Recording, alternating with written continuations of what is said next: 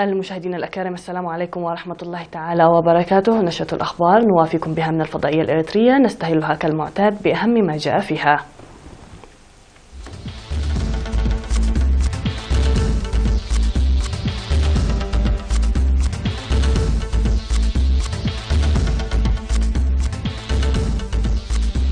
اجتماع في بارونتو لتقوية التعليم. اختتام المرحلة الأولى من صيانة وتوسيع طريق عد قبرو. دعوة للشباب لمكافحة الأمراض في قلعلو. روسيا توبخ الولايات المتحدة على اجتماع مجلس الأمن بشأن إيران. تركيا تتعاون مع فرنسا وإيطاليا في تطوير دفاع صاروخي. وعاصفة تجتاح نيوزيلندا وتتسبب في إجلاء الآلاف من السكان.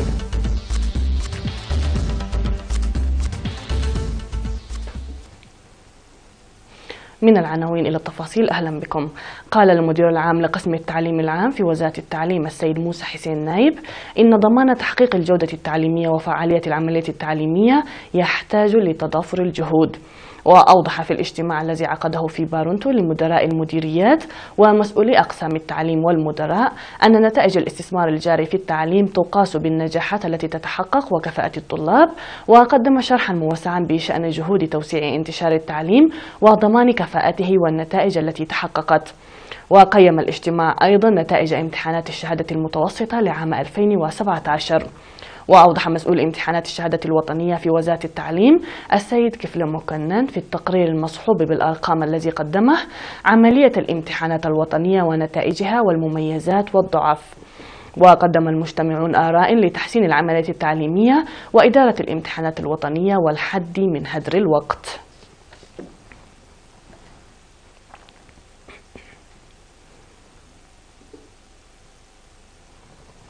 في إطار أعمال الصيانة والتوسيع الجارية للطرق مصحوبة بالآليات الثقيلة، اختتمت المرحلة الأولى من صيانة وتوسيع طريق يربط بين منطقتي عد قبرو وملازناي في مديرية لوغو عنسبة بإقليم القاشبركة. وأوضح مراسل إرينا بأن العمل اشتمل على توسيع وتمهيد الطرق الضيقة وبناء جسور واحية الطرق التي تكثر فيها المنعطفات. وقال نقلا عن الجهات المعنية إنه تم الاستعداد للشروع في المرحلة الثانية في الطريق الذي يربط بين منطقتي دق الشحاي ودرسناي. وعلم بأن ضواحي طلالي ومغركة ودبر عد هنس ودق الشحاي وملازناي وعد نأمن ودق زرقو ودرسناي وأدنى المستفيدة من المشروع الجاري على مراحل. وأشار سكان المنطقة إلى أن الهدف من العمل هو حل حلحلة إشكالية المواصلات في المنطقة. من جانبه قال مدير مديرية لوغو عنسبة سيد إيساق طعوم إن الطريق أساس التقدم والتطور للقرية، داعيا المواطنين إلى استمرارية المبادرة الرشيدة إلى نهايتها. أكد مراسل وكالة الأنباء إرينا في مديرية مايمنة على تنفيذ حملة واسعة لمكافحة انجراف التربة التي تشهدها المنطقة. وقال المشرف على العمل المهندس تخلوم تقاي إن الأعمال الجارية بمشاركة شعبية تهدف إلى حماية البلدة والأراضي الزراعية. وأوضح بأن البرنامج المنفذ بتعاون إدارة الإقليم الجنوبي ويتوقع أن تصل تكلفته إلى 1.6 مليون نقفة، يشمل بناء 13 حواجز جدارية ومدرجات بطول أكثر من 18 كيلومتر. وشرح أن بلدة مايمنة والمناطق الزراعية المحيطة بها بلغت مستوى حرج بسبب انجراف التربة جراء السيول المنحدرة من الجبال. وقال المواطنون المشاركون في العمل إن الجهد الذي يقومون به يسهم إلى جانب حماية التربة وحفظ المياه في إرساء ثقافة العمل.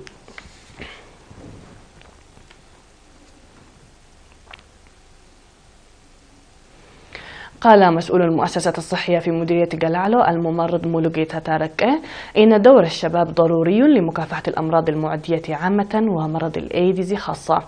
وقال في الاجتماع الذي عقده للسكان إن الوعي أساس كافة الأنشطة الصحية، وأن حملات التوعية المكثفة الجارية في المديرية حققت نتائج مرضية. وأوضح بأن الجهود التي تقوم بها وزارة الصحة بالتعاون مع الجهات المختصة للسيطرة على الإصابة الجديدة للإيدز والحيلولة دون انتقال انتقال المرض من الأم إلى الجنين تحقق نتائج مشجعة، مشيرا إلى أن نسبة الحوامل التي يراجعن المؤسسات الصحية كانت عام 2010 حوالي 85%، وارتفعت النسبة عام 2017 إلى 99%. وأشاد المشاركون في الاجتماع بالجهود الجارية للتعريف بالأمراض عامة والمعدية خاصة، داعين للدفع بها. تم في حفل رياضي نظم بقاعة هاجر بوزارة الإعلام عصر 5 يناير الإعلان عن الفائزين بجائزة نوما للرياضيين المميزين في العام 2017. وقد تم اختيار 8 رياضيين في المجالات المختلفة من قبل الصحفيين الرياضيين ومجتمع الرياضة، حيث فاز بالجائزة عضو نادي الإقليم الأوسط لألعاب القوى العداء كوهوب تسفا جابر، والدراج المحترف مرهوي قدوس، ومدرب نادي إيريتيل لسباق الدراجات الهوائية سيد أخليل هيلي، ومدرب نادي دندن لكرة القدم السيد إسياس كيداني بجائزة نوما لعام 2017.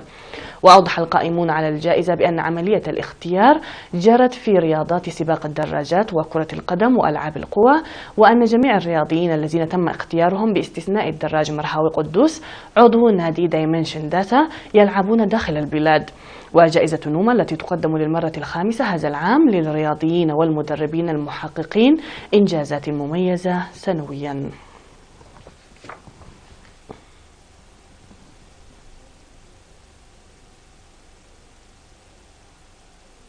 مشاهدينا الكرام، من الأنباء الداخلية إلى الأنباء العالمية بعد هذا الفاصل.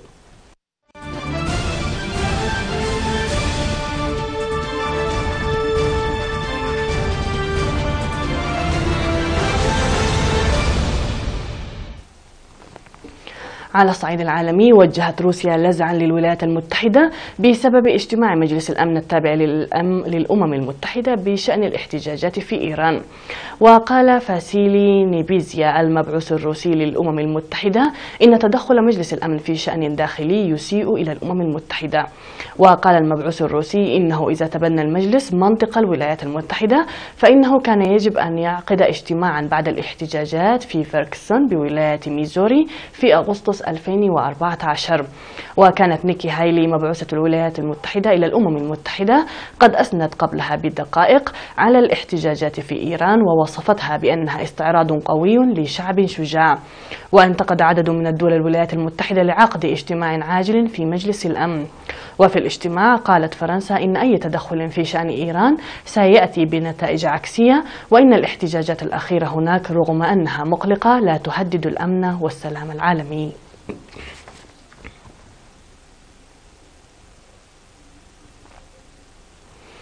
اتخذت تركيا خطوة نحو توثيق التعاون الدفاعي مع فرنسا وإيطاليا بعقد لدراسة تطوير وإنتاج نظام دفاع جوي وصاروخي بعيد المدى. ومنحت تركيا العقد ومدته 18 شهرا لكونستوريوم يوروسام الفرنسي الإيطالي وشركته التركيتين أو شركتيه التركيتين أسيلسان وروكستان.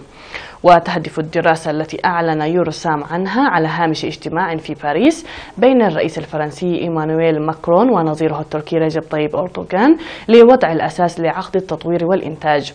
وذكر يوروسام أنه من المقرر أن يكون البرنامج الصاروخي الذي تشارك فيه الدول الثلاث جاهزا بحلول منتصف العقد المقبل، وسيكون الغرض منه التصدي لمخاطر الطائرات الشبح والطائرات بدون طيار والصواريخ. هذا إلى جانب ذلك أعرب الرئيس الفرنسي إيمانويل ماكرون ونظيره التركي رجب طيب أردوغان عن تشاؤمهما بشأن محاولة تركيا المتعثرة للانضمام إلى الاتحاد الأوروبي.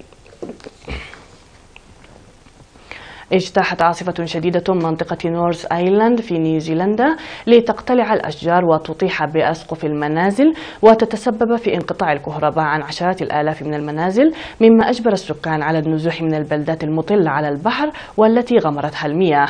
وقالت الشرطة إن امرأة لقيت حتفها بعدما سقطت شجرة على سيارتها في بلدة روتوروا شرق البلاد. وقالت هيئة الأرصاد الجوية إن العاصفة التي بدأت يوم الخميس خفت حدتها في الطرف العلوي من نورث آيلاند، لكنها قد تحدث مزيدا من الدمار مع توجهها جنوبا صوب العاصمة ويلينغتون. وقالت وسائل إعلام محلية إن الرياح التي وصلت سرعتها إلى 128 كيلومترا في الساعة أطاحت بأسقف المباني وأسقطت الأشجار. وقالت وسائل الإعلام إن أكثر من 20,000 منزل انقطعت عنها الكهرباء، منها 12,000 منزل في أوكلاند.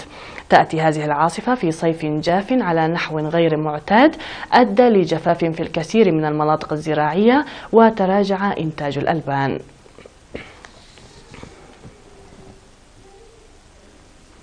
تجمع الآلاف في ساحة نيبون بودوكان في طوكيو للمشاركة في مسابقة الخط بمناسبة بداية العام الجديد.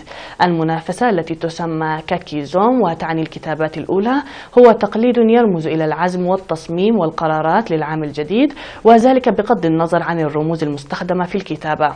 ويطلب من المشاركين الانتهاء من رقعتين من الخط في غضون 24 دقيقة مخصصة للمتسابقين، ويتم الحكم على العمل الفني وفقا لجمال ضربات الفرشاة على رقع مخصص للكتابة. شارك أكثر من 5,000 شخص تتراوح أعمارهم بين 3 و93 عاما بالمسابقة، وكتبوا أحرفا أو عبارات ميمونة، واعتمدت العبارات وسياقتها على أعمارهم ومستوياتهم العلمية والثقافية.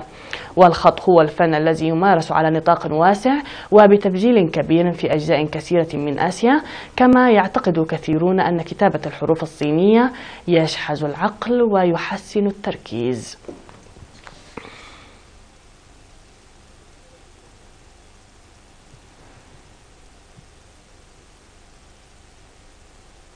هكذا مشاهدينا الكرام نكون قد وصلنا وإياكم إلى نهاية النشرة قدمناها لكم من الفضائية الإريترية. في الختام إليكم تحياتي وتحيات الفريق العامل، نستودعكم الله، إلى اللقاء.